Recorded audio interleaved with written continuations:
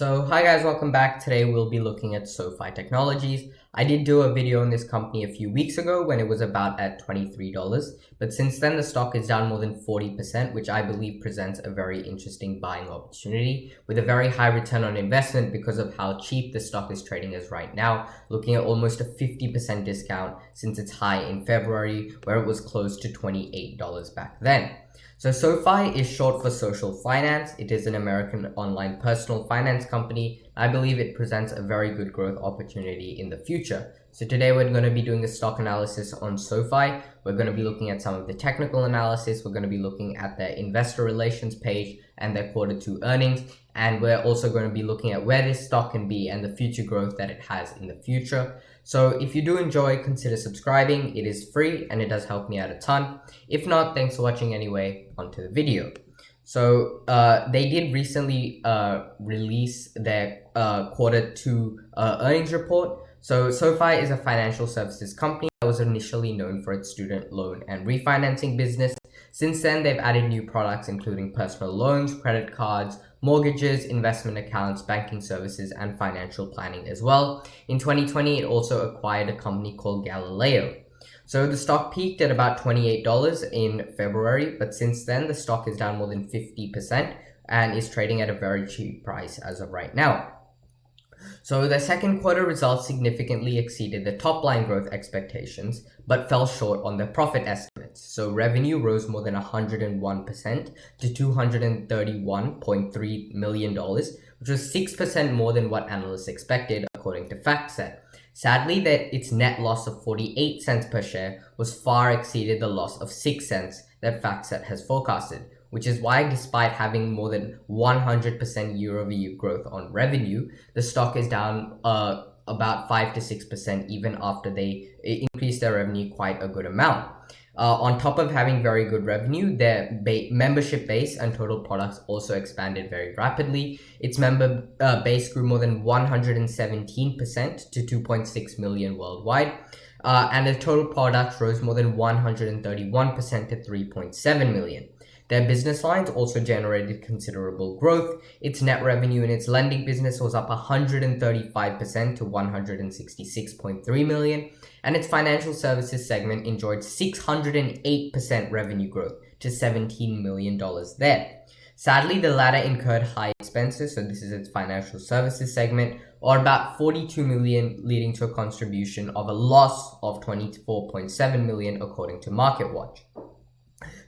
Technologies enjoyed rapid growth. The accounts grew more than 119% to close to $80 million, while close to 80 million accounts, while revenue was up close to 138% to 45.3 million there as well. So it also noted that it has engaged heavy instruments to migrate the technology operations to cloud, expand geographically, and nearly double headcount for its part of the business. So Sofi is growing faster than it's projected. So when Sofi announced its SPAC merger, the forecast or long-term goals was a loan volume up to 25% compound annual rate with an estimated $9.6 billion in 2020 to a forecast of $42.1 billion in 2025. Adjusted net revenue of 43% compound annual rate from an estimated $621 million in 2020 to a forecasted $3.7 billion by 2025, and improved adjusted earnings before interest, tax, depreciation, etc. from an estimated negative $66 million in 2020 to a forecasted near $1.2 billion in 2025. So Sofi's guidance for the third quarter suggests that it's trading off probability for the growth. So Sofi expects net revenue of 245 to 255 million, the midpoint which is 54% more than the third quarter revenue of 162 million in 2020. Its earnings before interest taxes as well is below $11.8 million there, in range of 7 million to loss to about 3 million in earnings there. So in short, Sofi is growing faster than its long-term forecasted rate and appears to be investing to help fuel that growth as well. But despite this, the stock is down more than 50%. So once again, I believe it presents a very interesting buying opportunity with a very high return on investment. So here are some key points from its second quarter. So Sofi's user base is rapidly growing. So SoFi started a student loan lending business that has evolved into a finance super app under the current CEO, Anthony Noto. The users of SoFi app can manage, transfer cash, invest, trade crypto, obtain a credit card, and take out a variety of loans there. So it brings all the consumer personal finance needs under one roof, which is once again very beneficial when it solves the problem of a very spread out financial system currently, where you need multiple banks and multiple service providers all provided in one app itself. Is very beneficial to the consumer, and once again very beneficial to the company as well. So SoFi's user base must grow to make its business model more profitable. At the end of Q2 in 2021, user accounts grew more than 113% year over year to 2.6 million, which is the 8th consecutive quarter in which membership growth has accelerated, a sign that the app resonates with consumers. With more members on SoFi's platform, the odds to improve that customers will begin to use other products throughout the app. For example, a user might join SoFi to refinance a student loan, but then decide to open up a cash or investment account to buy stocks once on board.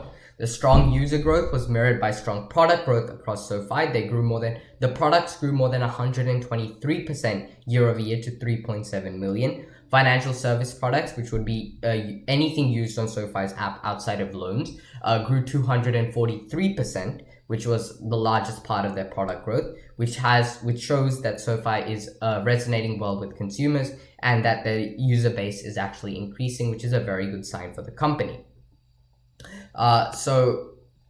Let's look at the bigger picture in the future. So with the greater context of the net loss in mind, most of SoFi's core operating metrics were impressive. So this is talking despite they had a larger net loss than expected by analysts, about negative 48 cents per share rather than the expected negative 6 cents. The rest of the growth that was developed by SoFi over the last quarter was still very, very impressive. Once again, as I mentioned previously, member growth was up 113%, total products was up more than 123%, while Galileo accounts is close to almost 80 million now. So SoFi's expansion into additional financial services products is clearly resonating with consumers, with SoFi Invest and SoFi Money helping drive massive growth in that segment. Products in the financial services more than tripled to 2.7 million there. So as far as headwinds go, the lending business is being impacted by a few factors. So they did recently, the Biden administration recently extended the moratorium on student loan payments through the end of January 2022 as part of the CARES Act, and the overall student origination volumes remain depressed compared to pre-pandemic levels. So obviously that would hurt SoFi's student loan business slightly. However, the core pillars of SoFi's thesis remain firmly intact. Expanding the product portfolio creates ample cross-buying opportunities and market efficiencies. The CEO Noto also noted that cross-buying activity among members is accelerating, which means SoFi is making progress in obtaining its bank charter from federal regulators there as well. This will allow SoFi to become a national bank, giving access to cheaper capital, which will once again expand its margins and increase the net margin and the profit margin for the company there as well. So fintech competition, which is the financial technology sector, is undoubtedly intensifying, but SoFi is positioned to become a comprehensive financial services platform for a new generation of consumers. So now we'll be looking at this featured presentation. We'll be looking at the Q2 of 2021 presentation release. Most of this information was gone through over the past few slides, but we'll be once again looking at the whole picture from here. So once this loads up, yep, so if we look at their members, we can see they had 8 consecutive quarters of accelerating growth.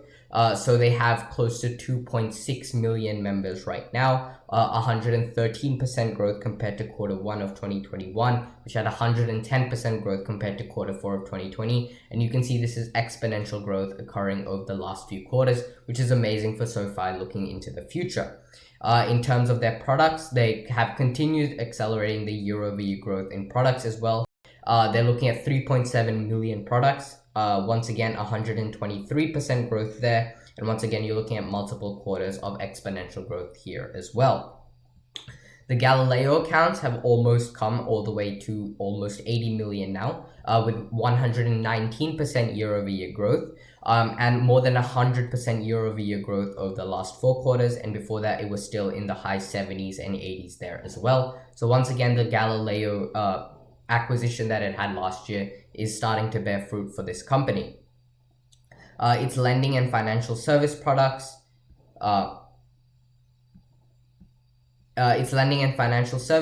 its growth in products and members, which was driven by financial service products, reached 2.7 million, which was 243% or 1.9 million increased year over year. We're looking at 14% growth in their lending products, and in their financial services, we're looking at 243% growth over there as well. So just a review over their Q2 of 2021, their financial review. Their quarterly performance means that they had a record adjusted net revenue of 77% year-over-year growth, and the 4th consecutive quarter of adjusted earnings before interest tax, which is a 35 million increase year-over-year there as well. So we went from negative 24 million in Q2 of 2020 to positive 11 million now, which is pretty solid growth when you look at it, because the company is finally actually having a positive earnings before interest and tax, which will in the future eventually start leading to profits there as well. If we look at their annual performance, we can see that their adjusted net revenue of 852 million and their adjusted earnings before interest tax of 60 million. Here they had their adjusted net revenue increase from 621 million in 2020 to 852 million in the last 12 months. While they went from negative 45 million in adjusted earnings before interest tax in 2020 to positive 61 million now. So as we mentioned, that despite they had that increased loss, overall SoFi still had a pretty solid quarter in my opinion. They grew their customers, they grew their products, they grew the number of services they have, and they increased the number of accounts they service through Galileo as well. So in summary, SoFi Technologies is a financial technology company that offers a multitude of digital financial services, which include lending, financial services, and financial technology there, where Galileo comes in there as well.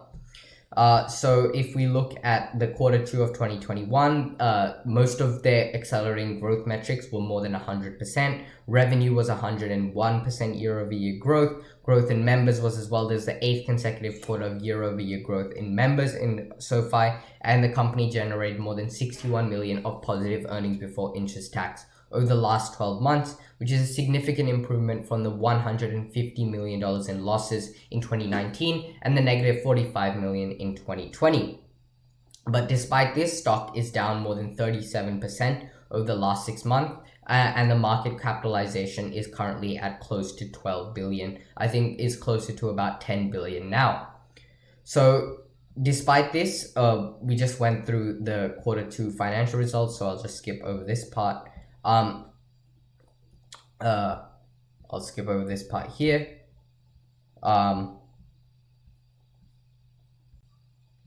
So here, management guidance. So for the Q3 of 2021, SoFi's management expects the net revenue of between 245 and 255 million, which is representing about 15% growth versus the prior year quarter, which is lower than the 270 million that was expected, the average from 2 analysts. The earnings before interest tax is expected to be between negative 7 million and positive 3 million. And the positive top line growth seems to be quite conservative, but it surprised many investors who expected much higher growth rates, especially since SoFi just reported a 74% growth in the most recent quarter. The guidance, which was the significant factor contributing to the sell-off, is that investors shouldn't put too much focus into the headlines of the missed guidance. The fact that SoFi is sticking to its initial guidance of adjusted net revenue of close to 980 million and adjusted earnings before interest tax of 27 million is the most important takeaway. Management was able to reiterate its guidance despite the significant negative expected planning on student loan refinancing revenues of negative 40 million because of the CARES Act moratorium. But despite this, the company expects a rebound in the student loan financing business early next year. So far, management has planned for the CARES Act to end on September 30th, which was its initial guidance. In addition, company also expects a smaller negative impact from the reduced technology platform revenue estimate of 12 million, which was based on the minority stake in Apex that SoFi bought back previously in January of 2021. So in a conclusion, there was a lot to like in SoFi's first quarterly report as a public company. I personally believe I agree with this author that the sell-off in company shares was slightly an overreaction, despite having slightly lower in the terms of the student loan business. And once again, previously with the technology platform revenue decreased there as well. Their customers increased, their revenue increased exponentially over the last few quarters, which shows that the stock is performing pretty well despite investor fears in recent terms. So the stock price here, the stock price hasn't been listed as a public company for long. We can still see it's quite volatile. We're hitting from about $10, went all the way to about $28 for a few days before crashing down to about $13.75 as of right now. So the stock is currently on a downtrend. There is no denying that. It's trading quite below the 20-day simple moving average. It doesn't have a 50 or 200-day simple moving average yet, but the stock is expected to rebound in the future. I wouldn't be surprised. As we can see the growth that the company has had in recent times, I'm still very bullish on this company in the long term. I believe the fact that it can combine so many financial resources in one app makes it a very good deal for the customers who do want to use this, and I wouldn't be surprised if this starts spreading like wildfire in the recent terms. So in the end, if you do choose to invest, make sure to do your own due diligence. I'll see you in the next video. And if you did enjoy, consider subscribing. It is free and it does help me out a ton. Just final words, I believe the company has pretty good growth coming in the future, despite the drawbacks of poor investor sentiment and slightly lower from the student loan and its net income there as well. I still believe in the long term, this company looks like it's a very good story. It has pretty good numbers in terms of growth metrics as well. I believe it's trading at a very cheap price. So if you do enjoy, once again, as I said, hit that like button, comment, and subscribe. And I hope you enjoyed the video. I'll see you in the next one. Bye.